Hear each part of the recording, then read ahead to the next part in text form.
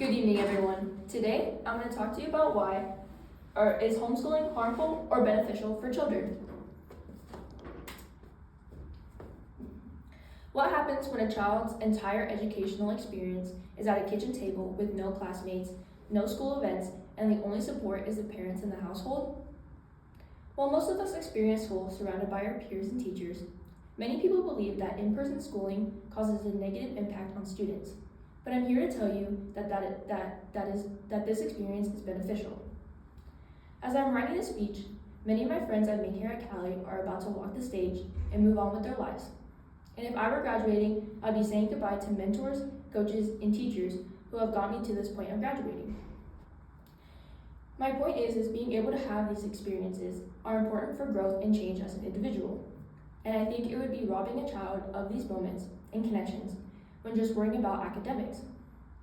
The main points I will cover is a lack of peer socialization, quality instruction, limited curriculum, and why schooling does not provide flexibility, or why homeschooling does not provide flexibility. Now that you understand what this speech is about, it is important to talk about the first issue of homeschooling, the lack of social interaction. According to Masters in Teaching, published in 2025, appropriate peer socialization is critical to the psychology and the emotional development and well-being of children.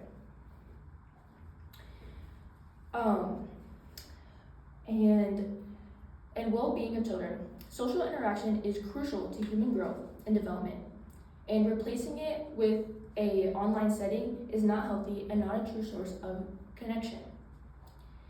In traditional schooling, children learn to navigate school dynamics, build friendships, and develop empathy. Homeschooling can render these areas of growth. Some parents argue that they want to protect their children, but sheltering can lead to serious negative outcomes in growth of children.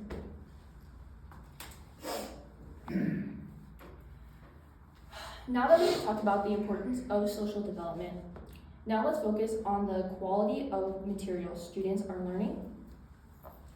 While parents might have good intentions, they may lack training that a certified teacher has. The National Education Association emphasizes students learn best when they are taught by qualified professionals who know children development and subject-specific instruction. Homeschool children can get great teaching from their parents, but they may struggle when subjects become more advanced, such as math, writing, and science. Without proper expertise, homeschool children might miss out on comprehensive and effective education, and learning gaps can form. We have looked at the quality of instruction. Let's talk about another issue, the limited material students often face in homeschooling. In homeschooling, students are often only exposed to the ideas of the household and are taught, but in public schooling, they are taught with people of different backgrounds and have a standard curriculum. It promotes critical thinking and preparedness for overall life skills. According to the Coalition of Responsible Home Education, lack of curriculum regulation may lead to substantial educational gaps. This lack of curriculum regulation gaps in children's education, particularly in science and social studies. Also, there are more learning opportunities in specials such as art and music. So the counter argument I had for homeschooling is it offers more flexibility and learning, and sometimes people say it helps learning at their own pace in a supportive environment. But not all parents can provide a stimulating and structured environment. Without social learning, connection, and deadlines, some children fall behind.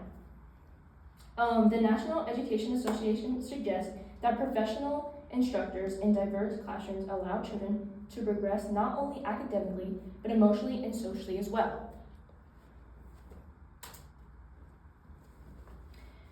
We've discussed the ways in which homeschooling may be detrimental to children's development by restricting social interactions, the quality of instruction, the limited curriculum, and imposing how students can fall behind while being in homeschooling. If we can care about giving kids the best chance for public schools and appreciate them children's futures are at risk by isolating them from their resources, role models, and community, but not doing so can make them more professional, more proficient, confident, and well-connected adults.